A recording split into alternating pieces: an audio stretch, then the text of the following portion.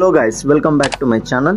ತುಂಬ ಜನಕ್ಕೆ ಪಾರಿವಾಳ ಸಾಕಬೇಕು ಅಂತ, ಅದರಲ್ಲೂ ನಮ್ಮ ಚಿಕ್ಕ ಚಿಕ್ಕ ಹುಡುಗರಿಗೆ ಯೂತ್ಸ್ಗೆ ತುಂಬ ಜನಕ್ಕೆ ಪಾರಿವಾಳ ಸಾಕಬೇಕು ಅಂತ ತುಂಬ ಕನಸು ಕಾಣ್ತಾ ಇರ್ತಾರಲ್ಲ, ಇಷ್ಟಪಡ್ತಾ ಇರ್ತಾರೆ.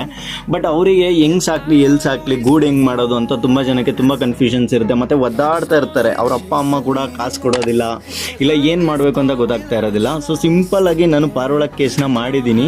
ಸೊ ನನಗೂ ಕೂಡ ಅದೇ ಥರ ಪಾರಿವಾಳ ಸಾಕಬೇಕು ಅಂತ ತುಂಬ ಹುಚ್ಚು ಜಾಸ್ತಿ ನನಗೂ ಕೂಡ. ಸೊ ನಾನು ಕೂಡ ಈಗ ಪಾರಿವಾಳ ಸಾಕಬೇಕಂತ ಹೇಳಿದ್ರೆ ತುಂಬ ಇನ್ವೆಸ್ಟ್ ಮಾಡೋದಕ್ಕೂ ಆಗೋದಿಲ್ಲ.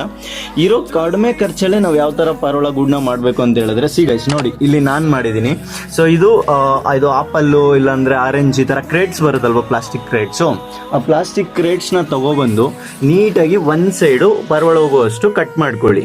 ಇನ್ನು ಮಿಕ್ಕಿದ್ದು ಏನು ಮಾಡಬೇಕು ಅಂತ ಹೇಳಿದ್ರೆ, ಯಾವುದಾದ್ರೂ ಕೇಬಲ್ ಟೈ ಬರುತ್ತೆ, ಇಲ್ಲ ಅಂತ ಹೇಳಿದ್ರೆ ಬೈಂಡಿಂಗ್ ವೈರು ತೊಗೊಂಡು ಈ ಕಡೆ ಆ ಕಡೆ ಡೋರ್ ಥರ ಹಿಂಗೆ ಕಟ್ಕೊಂಡ್ರಿ. ಸೊ ಆರಾಮಾಗಿ ಇದೇ ಒಂದು ಡೋರ್ ಆಗಿಬಿಡುತ್ತೆ. ಅಂದರೆ ಕಟ್ ಮಾಡಿರೋ ಪೀಸೇ ಡೋರ್ ಆಗಿಬಿಡುತ್ತೆ. ಇಲ್ಲೊಂದು ಸ್ಕ್ರೂ ಹೊಡ್ಕೊಳ್ಳಿ, ಇದನ್ನೇ ಹಿಂಗೆ ತಗ್ಲಾಕಿದ್ರೆ ನಿಮಗೆ ಅದೇನೇ ಡೋರ್ ಕ್ಲೋಸ್ ಮಾಡೋದಕ್ಕೆ ಚಿಲ್ಕ ಥರ ಕೂಡ ಆಗೋಗುತ್ತೆ. ಮತ್ತು ಅದ್ರ ಜೊತೆಯಲ್ಲಿ ನಾವೆಲ್ಲಾದರೂ ಹೋಗಿ ಬರ್ಬೇಕಂತ ಹೇಳಿದ್ರೆ ಮೇವು ನೀರು ನೋಡ್ಕೊಳ್ದಿರೋ ಹಕ್ಕಿಗಳಿಗೆ ಊಟ ಹಾಕ್ದಿರಾ ಇರೋದಕ್ಕೆ ಆಗೋದಿಲ್ವಲ್ಲ. ಸೊ ಅದಕ್ಕೋಸ್ಕರ ಈ ಥರ ಒಂದು ಬಾಟ್ಲ್ ಕ್ಯಾಪ್ ಬರುತ್ತೆ.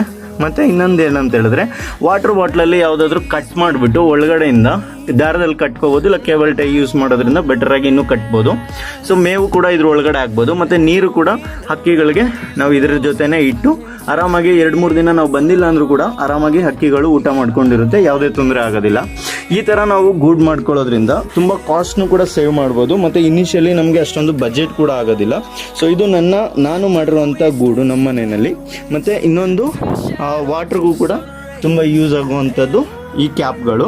ಈ ಕ್ಯಾಪ್ನ ಪರ್ಚೇಸ್ ಮಾಡೋದ್ರಿಂದ ಈಸಿಯಾಗಿ ನಾವು ವಾಟ್ರನ್ನ ಡೈರೆಕ್ಟಾಗಿ ಹಕ್ಕಿಗಳಿಗಿಟ್ಟು ಹೋಗ್ಬೋದು. ಸೊ ಇದು ನನ್ನ ಮನೆಯ ಕೇಜು, ಮತ್ತು ನನ್ನ ಹಕ್ಕಿಗಳೆಲ್ಲ ಇಲ್ಲಿದ್ದಾವೆ. ಸೊ ನೋಡಿ, ಎಲ್ಲ ಆರಾಮಾಗಿ ಆಟ ಆಡಿಕೊಂಡು ಎಲ್ಲ ಊಟ ಮಾಡಿದ್ದಾಯಿತು. ಇವಾಗೆಲ್ಲ ರೆಸ್ಟ್ ಮಾಡ್ತಾ ಇದ್ದಾವೆ. ಸೊ ನಾನು ಈ ಥರ ಸ್ಟೋರ್ ಮಾಡ್ಕೊಂಡಿದ್ದೀನಿ ಎಲ್ಲ ಕೂಡ.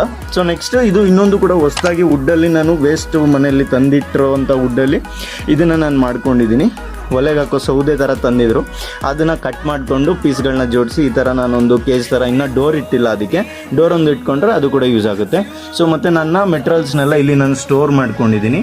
ಸೊ ಈ ಥರ ನನ್ನ ಕೇಜ್ ಇದೆ. ನೀವು ಕೂಡ ಈ ಥರ ಈಸಿಯಾಗಿ ಸಿಂಪಲ್ಲಾಗಿ ಮಾಡ್ಕೊಬೋದು ಫ್ರೆಂಡ್ಸ್. ನೆಕ್ಸ್ಟ್ ವಿಡಿಯೋದಲ್ಲಿ ಸಿಗೋಣ, ಬಾಯ್.